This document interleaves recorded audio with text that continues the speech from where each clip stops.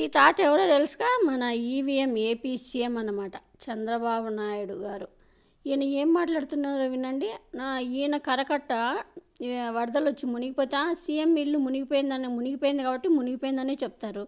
దానికి పరిష్కారం ఆలోచించాలి కానీ ఒక సీఎంఏ ఇల్లు మునిగిపోయిందంటే ఇంకా ప్రజల్ని ఏం కాపాడతారని ప్రజలు కంపల్సరీ క్వశ్చన్ చేస్తారు. ఈయన్ని ఇప్పుడు క్వశ్చన్ చేసేసరికి ఈయనకి మండినట్టుంది పాపం సీఎం గారికి.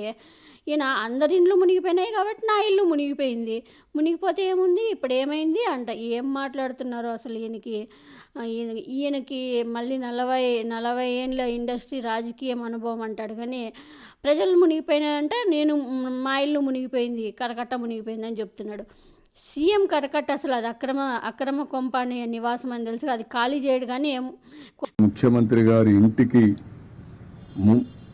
ముంపు గురి కాకుండా ఏంటంటే గురైతే నీళ్లు వస్తాయి ఏమైపోతుందండి?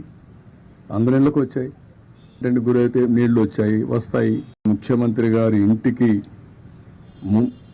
ముంపు గురి కాకుండా ఏంటంటే గురైతే నీళ్లు వస్తాయి ఏమైపోతుందండి?